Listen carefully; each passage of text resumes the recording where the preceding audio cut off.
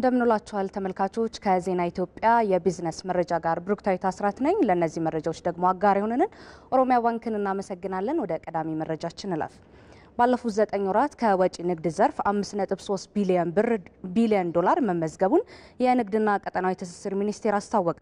ሚኒስቴሩ ከተጠሪ ተቋማት ከክልሎችና ከባለድርሻ አካላት ጋር በመሆን ሀገራዊ የንግድና ቀጠናዊ ትስስር ዘርፍ እቅድ አፈጻጸምን እየገመገመ ነው። ተመልካቾች በዚህ ጉዳይ ላይ ቆይታ እናደርጋለን። በዚህ ጉዳይ ላይ ተጨማሪ መረጃ ሊያደርሰን ባልደረባችን በቀለ ተመስገን በቀጥታ መስመራችን ላይ ተገኝቷል። በቀለ እንደምን ውለሃል? እንደው በግምገማው መድረኩ የተነሱ ዋና ዋና ነጥቦች ምንድናቸው? አመሰግናለሁ። እንግዲህ የንግድና ቀጠናዊ ትስስር ሚኒስቴር ባለፉት 9 ወራት የተከናወኑ ተግባራትን ከተጠሪ ተቋማትና ከክልሎች እንዲሁም ከባለድርሻ አካላት ጋር በጋራ በመሆን እየገመገመ ነው የሚገኘው። እንግዲህ በዚህ ግምገማ ላይ በትኩረት የተነሳው ባለፉት 9 ወራት የውጭ ንግድ ግብይትን በተመለከተ ስኬት የተመዘገበበት እንደሆነ ነው የተነሳው። በዚህም 5.3 ቢሊዮን ዶላር ገቢ እንደተገኘ ነው በውይይቱ ላይ የተጠቀሰው ማለት ነው። ለዚህ ገቢ እንደ ምክንያት የተጠቀሱት በዋናነት ቡና፣ የማዕድን ዘርፉ ላይ በትኩረት በመሰራቱ እነዚህ ዘርፎች ለውጭ ንግድ ዘርፉ ከፍተኛ አስተዋጽኦ እንዳላቸው ነው የተጠቀሰው። ከዛ በመቀጠል በተኪ ምርቶችን በአገር ውስጥ ማምረት በመቻሉም በሲሚንቶና በብረታ ብረት በአገር ውስጥ መመረት በመቻላቸው በኮንስትራክሽን ዘርፉ ላይ አዎንታዊ ለውጥ በማምጣታቸው በዚህ ዘርፍም የተመዘገበው ስኬት ውጤታማ እንደሆነ ነው በውይይቱ የተጠቀሰው ማለት ነው። ከዛ እንግዲህ በንግዱ ዘርፍ ትልቅ ተግዳሮት የነበረው የንግድ ስርዓት ቁጥጥርና በተለይም ምዝገባና እድሳትን በተመለከተ አገልግሎት አሰጣጡ በጣም የተንዛዛ ዜጎች የሚንገላቱበት ዘርፍ ነበር። ይህን ዘርፍም በቴክኖሎጂ በመደገፍ ካለፉት ጊዜያት በተሻለ በቴክኖሎጂ በማዘመን የተሻለ ውጤት እንደተመዘገበበት ነው በውይይቱ ላይ ወይም በግምገማ መድረኩ የተጠቀሰው ማለት ነው። ሌላው እንግዲህ የዋጋ ንረት ነው። የዋጋ ንረትን በዋናነት በሀገሪቱ በተለያዩ አካባቢዎች በቅዳሜ ገበያ ወይም በእሁድ ገበያ በተመሳሰሉ አማራጮችን በመጠቀም የዋጋ ማረጋጋት ስራዎች ተሰርተዋል። ይሄም ከነበረበት የዋጋ ግሽበቱን ከነበረበት ከአሁን በፊት በነበረው ከፍ ብሎ የነበረውን የዋጋ ግሽበት ዝቅ ማድረግ እንደተቻለና እነዚህን ተሞክሮችም ማስፋት እንደሚቻል ነው በውይይቱ ላይ የተገለጸው። እንግዲህ የንግድና ቀጠናዊ ትስስር ሚኒስትሩ ዶክተር ካሳሁን ጎንፌ ባለፉት 9 ወራት የተከናወኑ በተለይም በውጭ ንግድና በመሳሰሉት ዘርፎች ስኬት የተመዘገበባቸውን አጠናክረን እንቀጥላለን፣ እነዚህንም ክልሎችም በሚመለከታቸው ባለድርሻ አካላትም በትኩረት ሊሰሩበት ይገባል ሲሉ ነው ሀሳባቸውን የገለጹት። ሌላው ኢትዮጵያ እንግዲህ በዓለም አቀፉ የንግድ ድርጅት አባል ለመሆን የተለያዩ እንቅስቃሴዎች እያደረገች ትገኛለች። ይሄን እንቅስቃሴም አሁን ላይ አዎንታዊ ምላሾች እየተገኙበት ስለሆነ በጥራትና ቁጥጥር ዙሪያ ላይ በተለይም በሚመረቱ በሀገር ውስጥ የሚመረቱ ምርቶች ተወዳዳሪ እንዲሆኑ በትኩረት ሊሰራ እንደሚገባና ዓለም አቀፉ ማህበረሰብ የሚጠብቀውን ምርት አይነት ማቅረብ እንዲቻል ድርድሮች ስራዎች እየተከናወኑ እንደሆነ ነው የተጠቀሰው። እንግዲህ በዋናነት በትኩረት ይሰራሉ ተብለው ትኩረት ያሻቸዋል የተባሉት የነዳጅ ግብይት ዘርፍ አሁንም በትኩረት ልንሰራበት የምንችለው ነው። እንዲሁም የገበያ መረጃ ማዘመን ላይም በትኩረት መስራት ያለበትና በዚህ ዘርፍ ክልሎችም ሌሎች ባለድርሻ አካላትም እንዲሁም የሚመለከታቸው አካላት ሁሉ በቅንጅት በመሆን ስኬታማ ስራዎችን በማከናወን እነዚህን ተግዳሮቶች መሻገር አለብን። በቀጣይ ያሉ ስራዎችንም እየተከታተልን እያረምን ከችግሮቻችን እየተማር በንግድ ስርዓቱ ላይ ያሉትን ተግዳሮቶች መቅረፍ ይጠበቅብናል የሚል ውይይት ነው እየተደረገ የሚገኘው። ክልሎችም ክልሎቻቸውን ተሞክሮ እያቀረቡ ይገኛሉ። ሌሎች መረጃዎችን ወደ ኋላ ደግሞ ተጨማሪዎችን ይዘን የምንቀርብ ይሆናል። ለጊዜው ያለኝ መረጃ ያን ይመስላል። በቀለ ላደረስከን መረጃ እናመሰግናለን። ባለህበት መልካም ቀን ይሁንልህ። ቀጥለናል። በማክሮ ኢኮኖሚ ማሻሻያው ዘመናዊና በዓለም አቀፍ ደረጃ ተወዳዳሪ ኢኮኖሚ ለመገንባት እየተከናወኑ ከሚገኙ ተግባራት የካፒታል ገበያ አንዱ ነው። በካፒታል ገበያ ፈቃድ ያገኙ የኢንቨስትመንት ባንኮችም በመዋዕለ ንዋይ ኩባንያዎችና በኢንቨስተሮች መካከል ሙያዊ፣ ህጋዊ አሰራሮችን የተከተለ ስራ እንደሚሰሩ ገልጸዋል። ሀገርነሽ አየልኝ ተጨማሪ አላት። ለኢትዮጵያ አዲስ በሆነው የካፒታል ገበያ እንቅስቃሴ ፈቃድ ካገኙት መካከል የኢትዮጵያ ንግድ ባንክ ካፒታል አክሲዮን ማህበር ሲቢኢ ካፒታል እና ኢትዮ ፊደሊቲስ የመዋለ ንዋይ ገበያ አገበያይ አክሲዮን ማህበር ተጠቃሽ ናቸው። የኢትዮጵያ ንግድ ባንክ ካፒታል አክሲዮን ማህበር ሲቢኢ ካፒታል ዋና ስራ አስፈጻሚ ዘመድነህ ንጋቱ የካፒታል ገበያ መዘርጋት ዋነኛ ግብ የሀገር ሀብትን ፍትሃዊ ክፍፍል እንዲኖረው ማድረግ ነው ይላሉ። ኢትዮጵያ ንግድ ባንክና በእኛ ፕራይቬት ኢንቨስትመንት ፈርም መሀል በጆይንት ቬንቸር የተቋቋመ ነው። ባንኮች ኢንቨስት ማድረግ ይችላሉ፣ ግን ካላቸው ኮመርሻል ባንክ ጋር መገናኘት ዲፖዚት አንወስድም፣ አይፈቀድልንም። ያው ማንፈልግ በራሳችን ካፒታል ነው የምንንቀሳቀሰው። ኩባንያዎች ወደ ገበያ ሼር ለመሸጥ በሚፈልጉበት ጊዜ እነሱን አዘጋጅተን ፕሮስፔክተስ የሚባል በጣም አስፈላጊ የሆነ ዶክመንት አለ ለኢንቨስተሮች ከመግዛታቸው በፊት የሚሰጥ በጣም እሱን አዘጋጅተን በመጨረሻ ላይ ሁሉን ያሟላውን ድርጅት ይዘን ለገበያ የምንቀርበው እኛ ነን። ይሄ ደግሞ ፕሮፌሽናላይዝ ለማድረግ ህዝቡ ኮንፊደንስ መተማመን እንዲኖር ተብሎ ነው ይሄ ተደረገው። በሰፊው የምንፈልገው ሚድል ክላሱና ሎወር ክላሱ ኢትዮጵያ የፈጠረች ካለው ሀብት ላይ ድርሻዬም ደርሶኛል እንዲል ነው የምንፈልገው።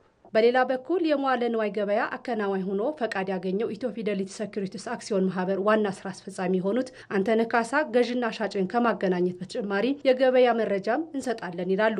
የመጀመሪያው ገዢዎችና ሻጮች የሚገናኙበት ሳይት ነው ወይም ጎን ነው። በሁለተኛው ሳይት ደግሞ ምን እናገኛለን?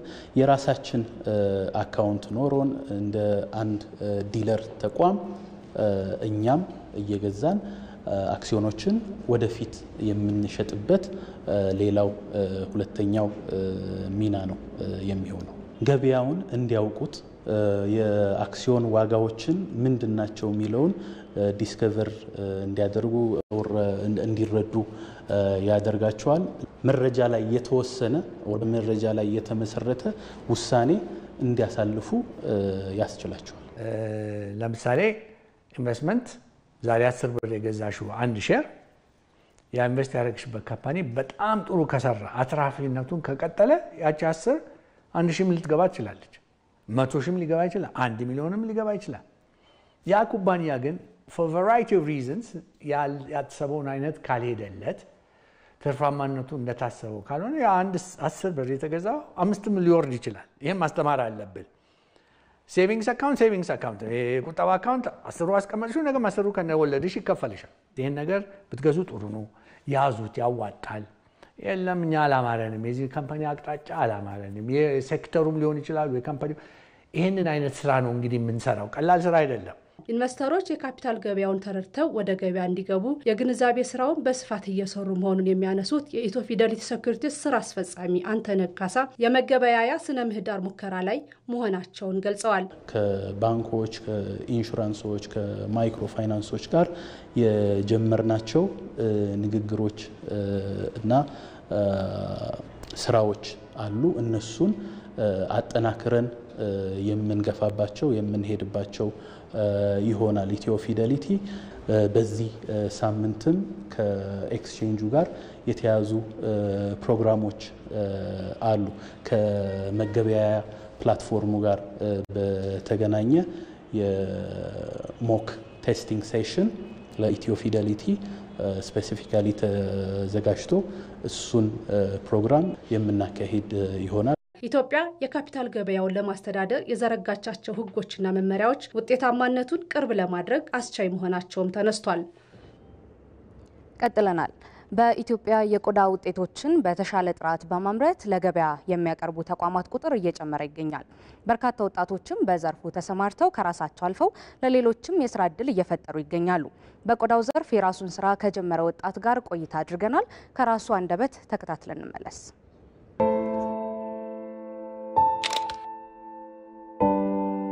ሱራፌል ማስረሻ እባላለሁ።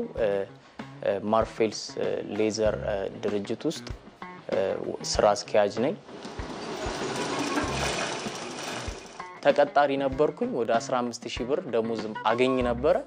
ያን ነገር ትቼ ነው ወደ ሙያ ወደ መግባት። ያ ብር በቂ ስላልሆነ አንድ ሙያ የሆነ ነገር መያዝ አለብኝ ብዬ ዞር ብዬ ሳይ አባቴ የሙያው ባለቤት ነበር በሰዓቱ።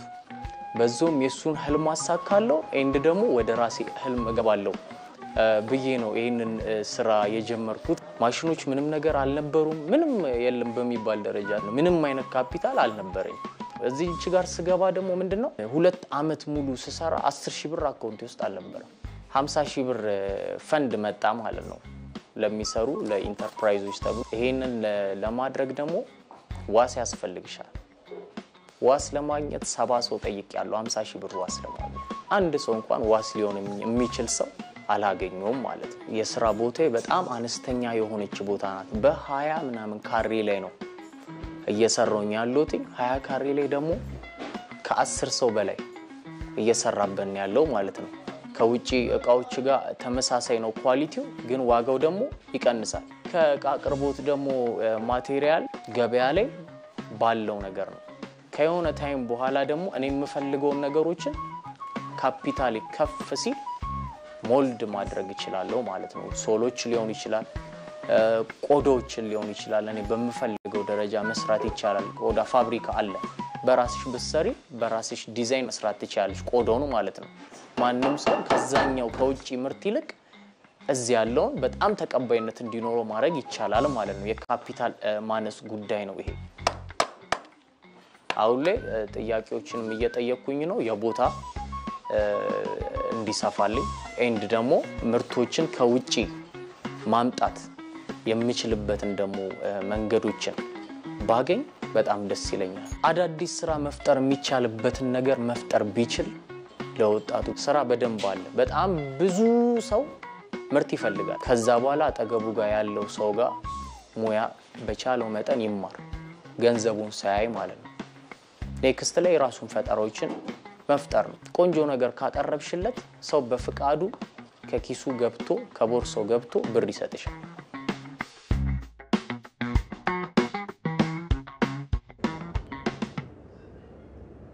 ተመልካቾች አሁን ወደ ውጭ ምንዛሬና ዓለም አቀፍ የግብይት መረጃ እንለፍ